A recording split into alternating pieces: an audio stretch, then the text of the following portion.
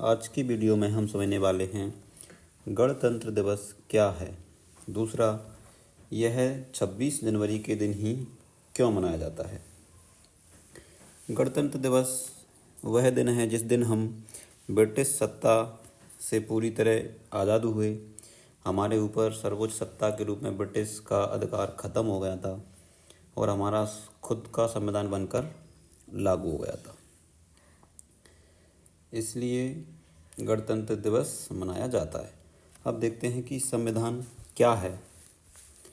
तो संविधान कानून का एक दस्तावेज होता है, देश की सर्वोच्च विधि होती है। देश के समस्त कानून संविधान के अधीन बनाए जाते हैं। संविधान में दिए गए प्रावधानों के अनुसार देश के सारे कानून बनाए जाते हैं, इसलिए इसको सर्वोच्च विधि कहा जाता है। दूसरा, संविधान शक्ति का मानचित्र है। शक्ति का मानचित्र का अर्थ यहाँ पर यह हुआ कि जितनी भी संस्थाएं यहाँ पर शक्ति का उपयोग कर रही हैं उनको यह शक्ति संविधान ने दी हुई है, चाहे वह न्यायपालिका हो, विधायिका हो, कार्यपालिका हो या यहाँ के नागरिक हों। सभी को जो भी शक्ति मिली है वह संविधान ने दी हुई है। सबकी शक्तियाँ संविधान के अधीन हैं। संविधान से ऊपर कोई भी शक्ति नहीं है। न्यायपालिका, विधायिका, संसद सब संविधान के अधीन हैं और संविधान में दिए गए प्रावधानों के अनुसार ही वे काम करते हैं। इसलिए संविधान हमारे लिए बहुत महत्वपूर्ण हो जाता है। अब समझते हैं कि ये संविधान कैसे बनकर तैयार हुआ और 26 जनवरी 1950 के दिन ही हम गणतंत्र दिवस क्यों मनाते हैं। तो हमारा संविधान एक संविधान सभा के द्वारा बनाया गया है। इस सभा का निर्वाचन हुआ था अप्रत्यक्ष रूप से प्रतिनिधियों के द्वारा। इस संविधान सभा का गठन हुआ था नवंबर-दिसंबर 1946 में और इस संविधान सभा के अध्यक्ष थे। जब इसकी पहली बैठक हुई थी 9 दिसंबर 1940 को पहली बैठक में सच्चिदानंद सिन्हा को संविधान सभा का अस्थायी अध्यक्ष बनाया गया था।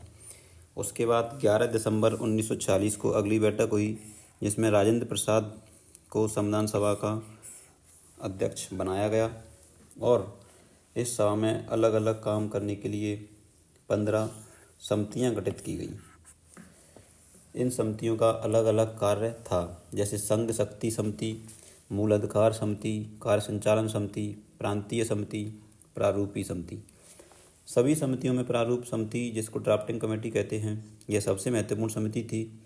इसके अध्यक्ष थे doctor B.R. Ambedkar. Doctor Bhimrao Ambedkar इस समिति के अध्यक्ष थे।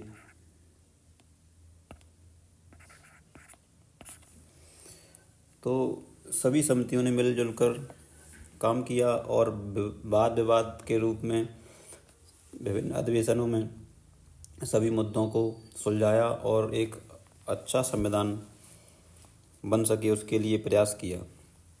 लगातार चलने वाली बैठकों, अधिवेशनों और वाद विवाद के बाद 2 वर्ष 11 माह 18 दिन, जी हाँ 2 वर्ष 11 माह 18 दिन में हमारा संविधान बनकर तैयार हुआ और उस दिन की डेट है 26 नवंबर 1949। 26 नवंबर 1949 के दिन ही संविधान सभा ने हस्ताक्षर करके संविधान को पूरी तरह तैयार कर दिया था। तो 26 नवंबर हमारे लिए बहुत ही महत्वपूर्ण डेट है। लेकिन हम समझते हैं कि अब 26 नवंबर को जब संविधान बनकर तैयार हो गया तो 26 जनवरी के दिन इसको लागू क्यों किया गया। तो इसका कारण है कि 26 जनवरी 1930 को भारतीय नेताओं द्वारा पूर्ण स्वराज दिवस मनाया गया। कांग्रेस के लाहौर अधिवेशन में जब दिसंबर 1929 में कांग्रेस का लाहौर अधिवेशन हुआ, उसमें प्रस्ताव जो पारित हुआ उसके आधार पर 26 जनवरी 1930 को पूर्ण स्वराज दिवस मनाया गया। इसी पूर्ण स्वराज दिवस की याद को संजोए रखने के लिए, इसकी स्मृति को हमेशा के लिए यादगार बनाए रखने के लिए ही 26 जनवरी की तिथि को सुनिश्चित किया गया। इस तरह 26 नवंबर 1949 को संविधान तैयार होने के बाद भी उसको लागू करने के लिए 26 जनवरी की तिथि को चुना गया। इस तरह हमारा संविधान 26 जनवरी 1950 को बनकर लागू हो गया।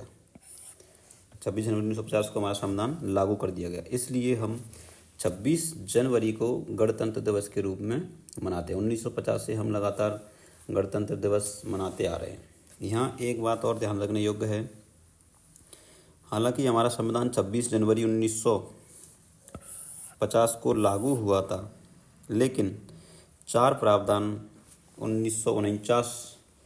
26 नवंबर 1949 में ही लागू कर दिए गए। पहला है अंतरिम संसद, दूसरा नागरिकता, तीसरा चुनाव और बाकी अस्थायी प्रावधान।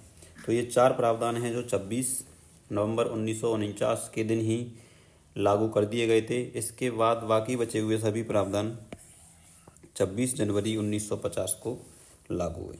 इस तरह आज हमने समझा कि संविधान क्या है और ये कैसे बना। इसके बाद हमने समझा कि संविधान सभा द्वारा बनाए गए संविधान को लागू करने के लिए 26 जनवरी की तिथि को क्यों चुना गया।